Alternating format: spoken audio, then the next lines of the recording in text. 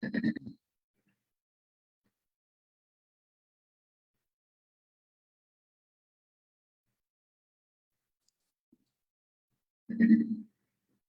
afternoon, good afternoon. How are we doing? Oop, how about we turn the camera on? Boom, there we go. Good afternoon, everybody. Let me just pull everybody up here. Good afternoon, Facebook. How we doing? You got the little feedback, okay. Cool, all right, let me see where we are on the Facebook, and we will be ready to rock and roll in just a moment. How's everybody doing in there? By the way, if you're just coming on now, do me a favor and let me know what market you're coming in from, all right? And what your submarket is, right? Like what state and what your submarket is, right? So if you're coming in from Illinois, be like Illinois, Chicago. Because I always like to try to give people a little bit of perspective, something to think about, some new information on these lives, because it helps you kind of move forward. You know, if you learn just one thing a day, you know, over the course of a year, you know, it adds up to a lot of extra knowledge. So, so as you guys are hopping on, I know I'm a couple minutes early here, but let me know what you have and where you're coming in from, and I'm looking forward to seeing you there. All right, got some people coming on right now. Welcome, welcome. Today's going to be a good one, right? We're going to be talking about the 5 mistakes that agents make that cause them to fail in the real estate business, and kind of what you can do about it so that you don't become a statistic. There's a huge amount of turnover in real estate, and so we do not want anyone here in the group becoming a casualty. We don't want anyone to have to work aimlessly or without you know, the proper guidance. So my goal here is to educate, help folks understand kind of what the best ways are, because the thing is, you get your real estate license and you don't wind up, you know, you spend 45 hours here in the state of Florida, right? You spend 45 hours in class, and then you have a refresher class, and then they send you out, you know, to the world. And sometimes you might not have all the preparation that you need. You know, sometimes you might not have all the guidance you need, and depending on what company you're working with, they kind of let you do your thing, you know. And that's why there's such a vast amount of turnover. Is because just, you know, it's hard without the proper training, and it's hard without proper guidance to make things happen. So when you guys are ready, go ahead and hop on. Let me know what state you're coming in from. Let me know what market you're coming in from, so we can get this thing going. So looking forward to sharing this with you guys. Did some research, checked out some new things. Some numbers are kind of staggering. I'm a numbers guy, so I love seeing statistics. I like seeing percentages and stuff. So looking forward to sharing those with you guys. So see you in just a second.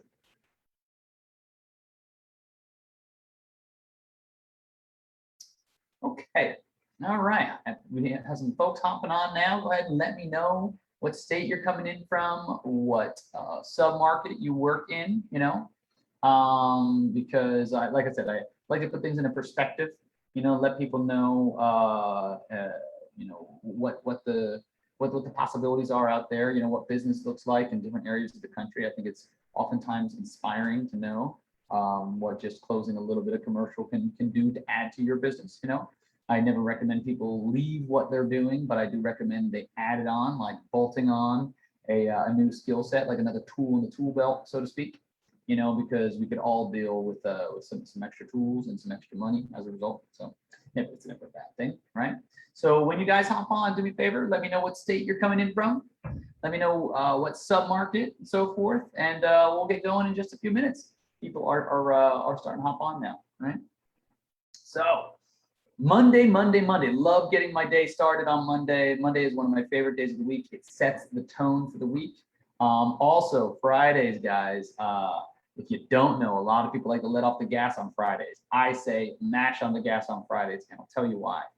In brokerage, so many times, people like to settle things with like a psychological deadline. So, it's the end of the week, I got to clean up my desk, and they make a decision. If you're waiting for that listing to get signed, if you're waiting for that extension to get signed, if you're waiting for a negotiation to happen, the best time you can follow with people is on a Friday. I promise you, it'll put extra money in your pocket if you push just a little bit harder, kind of sprint through that finish line on Fridays, because people make decisions. I swear, if I had to put a number on it, I would say probably 60% of the decisions that I wait for people to make happen on Fridays. It's literally more than all the other days of the week combined, because people, they want to get things off their plate. They want to finish up their business before the end of the week, whatever it might be. But I promise you, so Mondays and Fridays are definitely my favorite days of the week.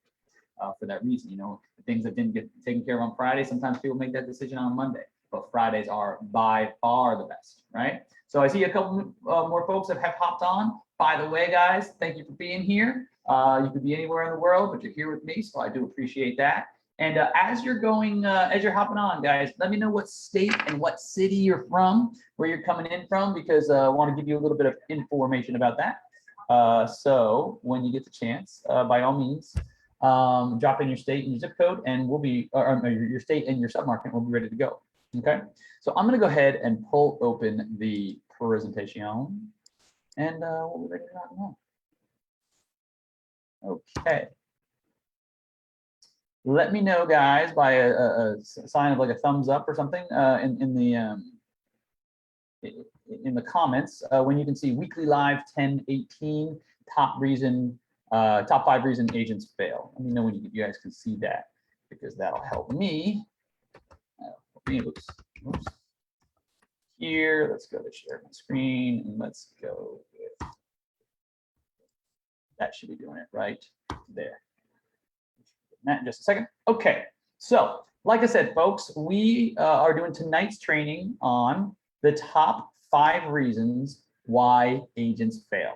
Now, this business, it's no secret, we hop into this business all full of excitement because, literally the sky is the limit. But what we sometimes find is that without proper guidance, without proper training, we don't always hit the potential that we know we are capable of. And usually, if you were to take a group of 100 people, right, and interview all 100, what you'll probably find is at any given time, 1 out of 5 or 20 out of 100 are at some point considering leaving the business, right? And it's because it can be a difficult business to succeed in if you don't have the right path. By the way, guys, while you guys are coming along, if you can do me a favor, again, in the comments, let me know what state you're coming in from, what city you're coming in from. And then also let me know if you're watching this live, right, by writing #live, or if you're watching this replayed, right, I want you to write down #replay. It helps me see kind of who's watching when. And then also, when you get a chance, go ahead and smash that like button and that and the heart button. What that does is it helps a bunch of people on Instagram and Facebook. It helps the algorithm go forward, and it pushes it out to other people. So the way you can pay it forward is help other people see more of this. So if you can hit that like button, hit that heart button, that'll help other people see it. So we get as many people learning these concepts in today's group as possible, right? So we are going to go ahead and dive on into it. Like I said, when you come on, if you can hit that like button and smash that heart button, and we'll get right on going, right?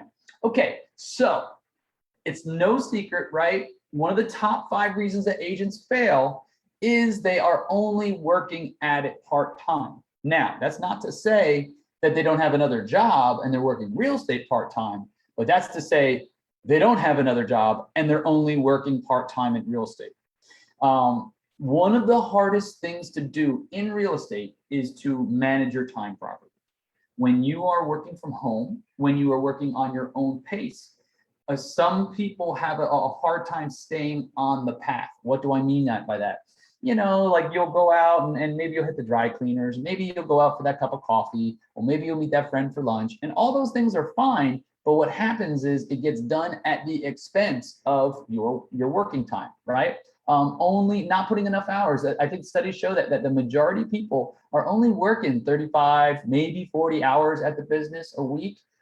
That's not enough, because they have done statistics, and we'll look at them a little bit later. But the people that work, 40 hours a week, the people that work, make X amount, the people that work 60 hours a week, guess what? They make 50% or more money doing it. Why? Because it's like a store, right? The longer you keep the doors open, the more customers are going to come in the door. It is absolutely no different. So if one person is working 3 days a week, you know, if you total up all the hours, they're working 24 hours in a week, and the other person is working 40 or 50 or 60, guess who is going to make more money, right? Guess who is going to have the store open longer? So guess who's going to serve more clients and customers, right? It's no different. So it's no different than if you had a hardware store. Guess who's going to sell more hammers and nails if they're open longer than their competitors, right? And again, in the real estate world, right, it's not just about the money, right? It's about what you do with the money, right? So what does that money allow you to do? Maybe it allows you to spend more time with your family.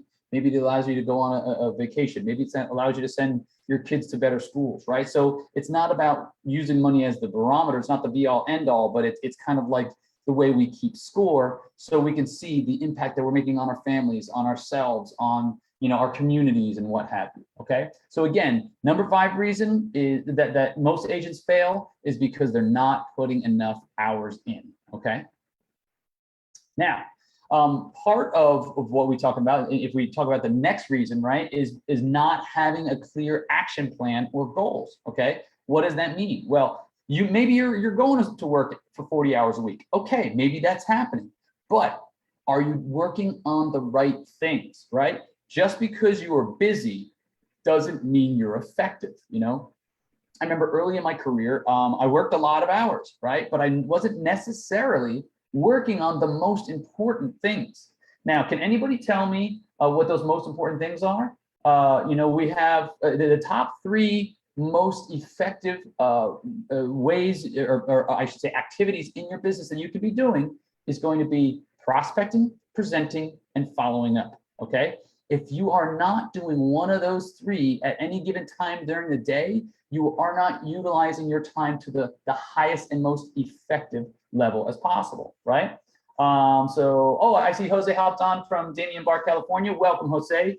You guys in California have the scheme of having the 2nd highest average commission in the country. You guys are at 2.8 million. So congrats. I'm a little envious, I'm not gonna lie. You guys have a really, really robust commercial market. So you're in a really good place. And incidentally, 3% on 2.8 million is about $84,000. So adding 1 sale to your your pipeline over the next year on the commercial side, on average in California, is an extra 84K in your pocket. So food for thought. And I see Lisa hopped on. Lisa, nice to see you. It's been a little while. Hope all's well on your side. But again, going back to it, right? Not having a clear plan, an action plan or goals, right? So just because you're working those 8 hours a day doesn't necessarily mean you're working on the right things. If you're not prospecting, presenting, or following up, you're not giving yourself the opportunity to be spending your time on the most important or most impactful activities. So what I would recommend in order to get a good action plan is, if you can afford it, and nowadays with our global economy, you can literally have a virtual assistant over in, let's say, the Philippines, right? Or some other part of the world where the dollar is very strong, right? And what you can do is you can hire them for $5 an hour, $6 an hour, right?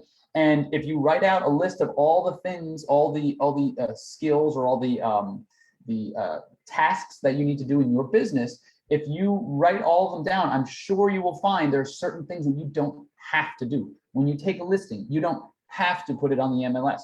When you figure out, when you go out and you know, you don't have to show your houses all the time, right? Maybe you can find someone else you can do. You can outsource somebody in your office to do that, right?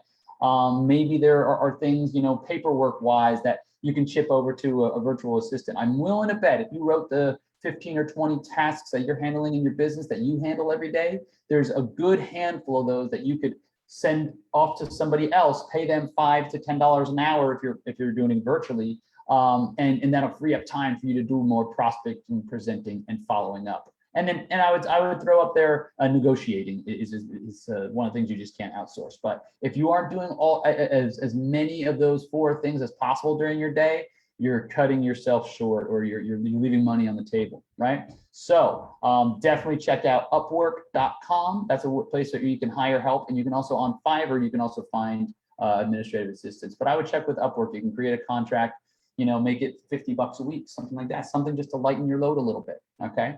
But having a clear action plan is very, very important. You have to know what you're supposed to be doing, okay? So make sure you're doing the most effective tasks as possible, for as many hours of the day as possible. And by the way, if you don't have an assistant, you are one. That's a famous saying by Gary Keller. But basically what that means is if you aren't offloading and delegating a certain amount of your tasks, the time that you're spent doing $15 an hour work, you are only making $15 an hour. But if you wanted to offload those tasks to someone else to pay them $5 or $10 or $15 an hour so that you can do more $100, $200, $300 an hour work, now you're starting moving in the right direction, okay? Now, next item up is not knowing how to generate real estate leads or how to qualify them. I promise you, okay, that's why you have to go through the steps here and understand where you can find leads. A lot of people come into the business, and one of the questions I get all the time from people that I interview for the commercial program is that they ask me, they say, where do I buy leads? Where do I buy leads? No, that's it's prevalent on the residential side, but on the commercial side, there aren't places we have to buy leads, and which is nice because that's why it's so much easier to stand out. Is you can't just pay somebody, you can't buy the business. The best way to do it is to reach out to people and cold call them, and that's something that we discussed in the program. But a lot of residential agents will get into the business, they'll spend money on these lead sources, and maybe they're good, maybe they're not. But at the end of the day, sometimes the lead sources, they can dry up. Sometimes you can pay $1,000 or more a month and you don't get quality leads, and then what winds up happening is they run out of money because they're not closing any of these leads, right? So not knowing how to generate real estate leads or how to qualify them is of utmost importance. You can have a decent lead, but here's the thing, remember this, if you qualify hard in the beginning, your close is going to be easy. If you qualify easy in the beginning, your close is going to be hard. Now remember that. So it's very, very important if you even close them at all, right? So it's very, very important not only to have enough leads, but also to have quality leads. And the way you find quality leads is that you qualify them by asking them about, what their motivation is and what their time frame is, and are they qualified financially, and do they have a pre-approval letter from the bank, and so on and so forth, right? So it's very important for that. I see Jose came in with, that's why I'm attending this seminar, because I have a first commercial coming up this year. Awesome. Really, really glad to hear it. That's fantastic. If you have any questions, Jose, I'd be happy to help you. So let me know if there's any questions during today's training. All right. Okay. Reason number 2 why agents fail is outside forces, right? Now, there's 2 ways of looking at this, right? It's one of those things where you can't control the storm that's going on outside. But what you can do is you can bring an umbrella. What you can do is you can buy a raincoat beforehand, right? So what does that mean? So in this particular metaphor, you can't control whether the market is softening up. You can't control the fact that Zillow's coming in and they're trying to push buyer agents out because people are going direct. You can't control these things, but what you can control is the course of action that you take. Okay, so there's not enough business, make twice the amount of calls. There's not enough business, knock on some more doors. There's not enough business, call your previous clients. There's not enough business, call your sphere of influence, right? These are all things that you can control. And while outside forces might push that person out of the business, there is also a lot of things, because if they don't know how to plan properly, outside forces might make someone say, what, this business isn't for me. But if you stick to it, I promise you will find a way. The grass is green where you water it. Let's say that again. The grass is green where you water it. All right, does that make sense to you guys? Right, so wherever you kind of plant your shovel, that's where you have the most chance of success. But the best agents don't allow outside forces to push them out, but it's the reason why a lot of agents do fail. Okay, so in this metaphor, like I said, if you know there's a storm coming, go get yourself a raincoat, go get yourself a snow shovel, go get yourself some snow boots, whatever that might be, whether there's a rainstorm, whether there's a snowstorm, okay? If you can see the writing on the wall, and oftentimes changes in the real estate market take time. So you see the things. The question is, are you going to be shifting and moving with the shifting sands? You have to be aware at all times, okay? So something to consider about outside forces, right? Now, next one, not having a mentor, okay? The best, highest producing agents in the country have coaches, period, end of story. And if they don't now, they did at one point because they learned the skills that were necessary for them to be highly productive. Someone else has already done what you're trying to do. You want to make $500,000? Someone else has already done it. Want to make $1 million? Someone else has already done it. Would it make sense for you to fight and claw and struggle and try to figure out maybe if you're going to get there? Or would it make sense to piggyback on that person's expertise and their experience and learn how to do it, learn how to do it faster, and learn how to do it with less frustration? Does that make sense? Okay. So that's one thing that a lot of people, miss out on is now, and when you don't have a mentor, you don't know how to navigate those storms. When you don't have a mentor, you don't know how to find those real estate leads. When you don't have a mentor, you don't know, what activities you should be doing, or how to craft an action plan, or how to come up with goals, right? When you don't have a mentor, there isn't accountability, and you might find yourself only working part-time when you really should be working full-time in this business, right? Does that make sense to everybody? If that makes sense to you guys, hit +1 in the chat. That way I can see, you guys are with me, right? So, step number 1, not having a mentor. By getting a mentor, you can fix all of the other items, because a good mentor is going to see it when you're off track. They're going to see it if your time isn't being used efficiently. They're going to see it if you're trying to throw money into to make the business, or they're going to see if you're not adapting to the outside forces of the business, which do come, And I see we have Olga on the line. Olga, welcome. One of my favorite students. She's always on here, always participating. So, and she's absolutely doing a fantastic job here in the program, right? So all of these reasons here that we see, okay, are all reasons why agents fail. Now, I want to give you guys a little bit of perspective, something to think about. Like I said before, I always like to give people something to think about when they're on the calls like this, right? Now, some things to consider, right? On the commercial side, so residential side, the market's been quite tight lately. It's been really tough on buyer's agents. I speak to a lot of buyer's agents, throughout the course of my week, right? But what we've noticed on the commercial side, we just had some statistics come out, right? Now, this is from the NAR, the National Association of Realtors.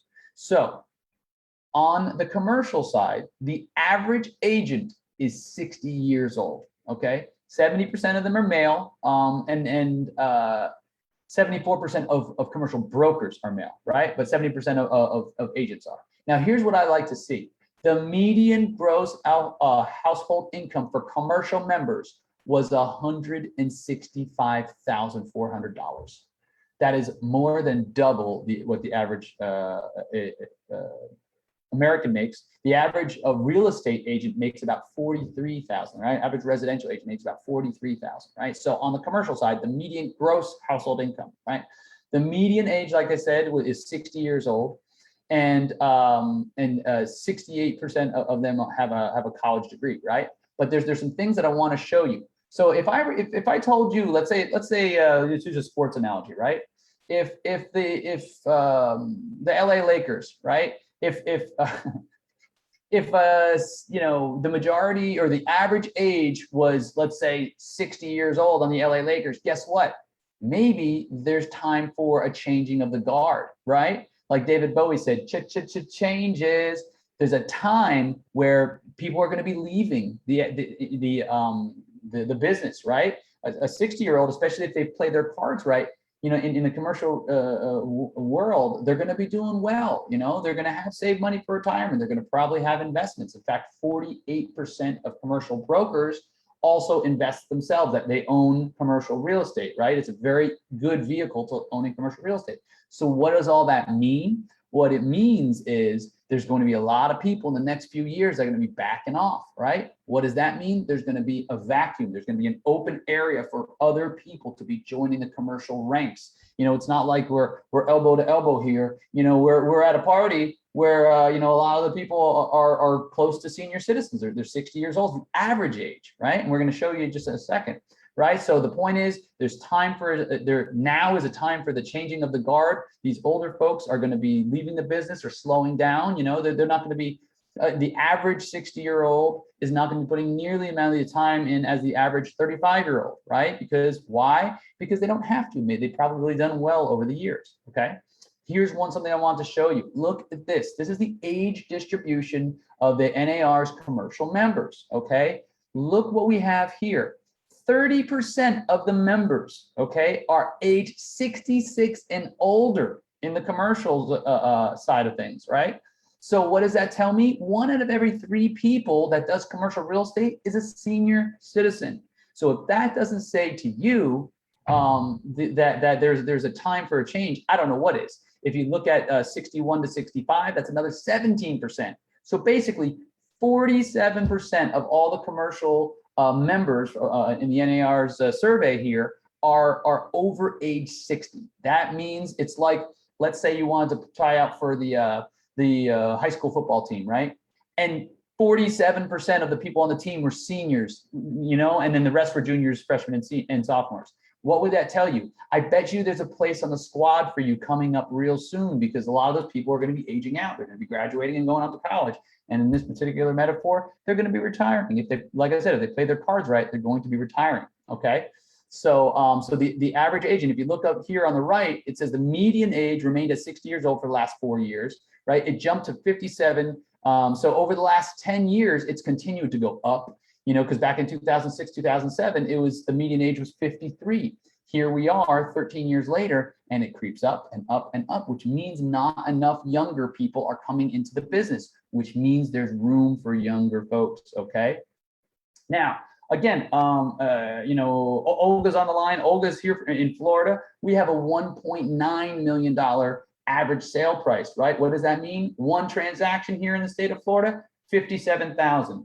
Jose's out in California, 2.8 million. That's an additional 84,000. Okay, so this is really, really important to understand. By just adding a little bit of commercial to your current business, you know, adding that tool to the toolkit, it can mean a lot of extra money. Okay. By the way, Jose, Olga, how long do you guys plan on being in the business for? Do me a favor and type it in the comments below, because I want to bring something to your attention, and I'll show you just in a second, right? But next slide, right? Something to consider. The NAR's commercial members by experience, right? What does this show you? Okay, 46% have 26 years of experience or more. Okay, and then from you know 16 years on up, you know, you're looking at a total of 70% of the people have been in the business 16 years or more, which means, again, I hate to beat a point into the ground, but realistically speaking, a huge percentage of these people are going to be leaving the business, and it's going to be leaving it wide open. So why not get the skills now so that you can understand how to do this business, because there's going to be a lot of space for new brokers. Okay. So what does all this mean? There's so much room for activities. Step Brothers, one of my favorite movies, absolutely love it. But there's plenty of room for more agents in commercial. Okay, I hope that by seeing that the average age is creeping up and up and up and up, right? Jose says that he's gonna be in at least 15 more years. Awesome, love to hear that. You know what that says to me? Jose, do me a favor. And if you could take 15 times 84,000, okay, and tell me what that number is. If you can put that number in the chat, let me know what that means, what that number comes out to. 15 times 84,000. I'm going to show you something in just a second. Okay, so here's something that's also interesting, right? Something I want to bring to you guys' attention. I didn't know this until about a week ago, right?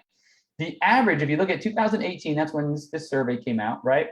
63% of commercial brokers hold no designation, right? Okay, the one that the most of them hold right now, or the highest number of them hold, is what's called a CCIM, right? But if you look at it from you know 10, 12 years ago, 31% of them held that. Now only 21% hold designation. So the point is, you don't need to have a designation to get into commercial. You don't need anything fancy. In fact, in every state that I know of, I'm not saying all of them, but to my knowledge, I have yet to find a state that your residential license that you use to sell residential doesn't also work for commercial. Okay, so I would definitely double check with your state board, but I've yet to find a state that says no, you need a different license to sell commercial. So what does that mean? There's no barriers to entry in between, right? Okay, Jose came back with 1,260,000. You know what that means, Jose? That means if you just closed one average size deal in the state of California over the next 15 years, that would be an additional 1,260,000. What would you do with an additional almost $1.3 million in your pocket? You know, that would be something interesting, especially if you invest it right. Ooh-wee, you know. So just food for thought. That right there could be a retirement plan. If you take that $1.2 million and you invest it right, 15 years from now, that could be $3 million, you know, easy. So something to think about. Commercial could just be that nest egg of yours, So the point is, you don't need a certification. Like Ron Burgundy here said, I passed the certification exam. Kind of a big deal, right? You don't need a certification. There's very little barriers to entry. All you need to do is learn the requisite skills. Okay, is that making sense so far, guys? Give me a +1 in the comments if this is making sense to you. Jose said, I heard this. If you want to be a millionaire, find one exactly what he does and become one. That's exactly it. They call that the copycat principle, right? That's why I need your help. Oh, no problem. And that's the thing, right? Like the copycat principle is like this. There's what they call the law of cause and effect. If this person did it and they did it using these steps, guess what? If you did it and you did the same steps, you're likely going to have a pretty similar result, right? There's a finite amount of good luck and there's a finite amount of bad luck. I tell you what, the harder I work, the luckier I get. And it's true for anyone I know that's in the business. The harder you work, the luckier you get. It's just that simple, right? So my point is, you don't need a certification. There's tons of room for new brokers in the business, right? And it's going to be a really, really interesting ride, okay? Now, one thing I want to show, okay? 48% of brokers own commercial investments. If you look down here, the NAR commercial member right down here at the bottom here, it says 48% of brokers of a typical commercial member, right, own commercial real estate personally. I'm one of those, right? I use brokerage to be able to find deals so that I can get into them, and I own warehouses over here by the airport, right? That's why like a smart broker will do.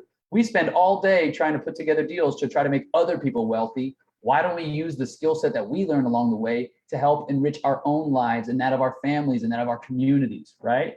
So absolutely, I would definitely look at it as a way. And I know a lot of residential agents, they oftentimes own single family homes or duplexes and that sort of thing. And I absolutely applaud that.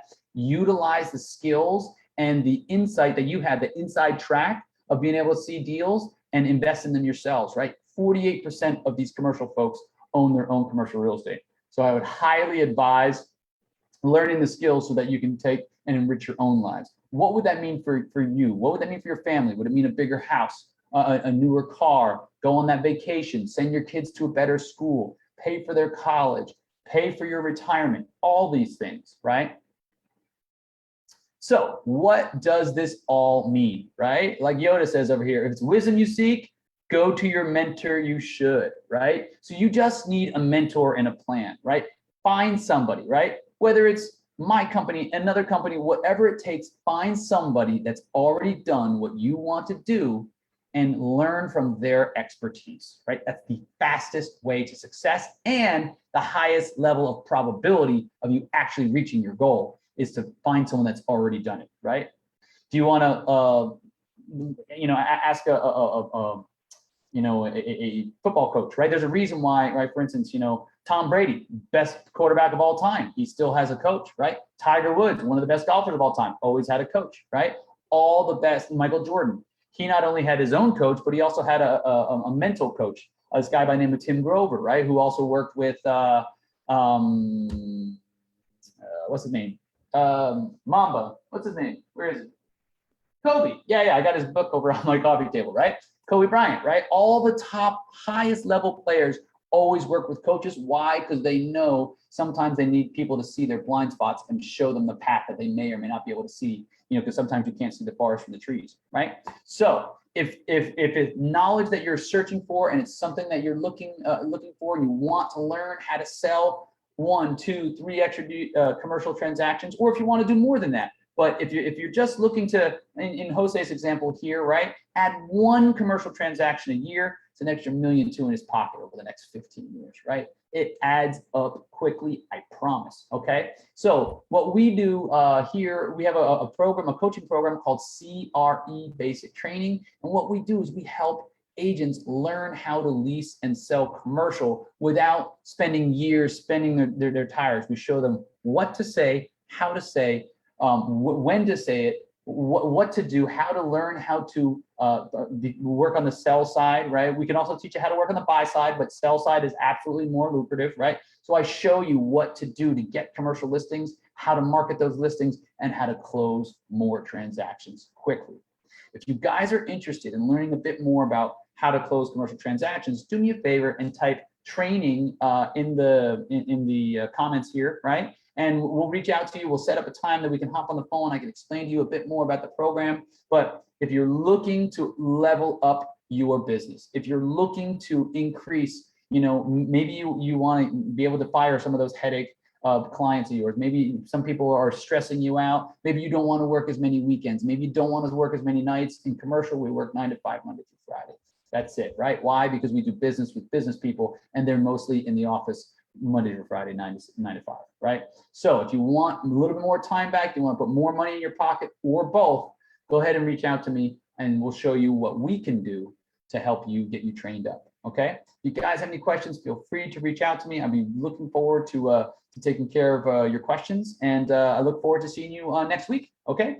And also we have a new segment that we're going to be dropping this week. We're going to show you some just solds from Dark Horse Commercial, some properties that we've sold. And I also am going to give you a little bit of deal story, show you how I got the listing, how I found the property owner, what I did to overcome the deal. Because I find sometimes hearing the background story to how a deal gets done helps me understand it and might help you speed up your learning curve. All right, guys, so we're going to be instituting that this Wednesday. So I look forward to seeing you folks. And again, if you have any questions, go ahead and feel free to reach out to me on Messenger. And if you're interested in learning more about our training program, go ahead and type training down in the comments.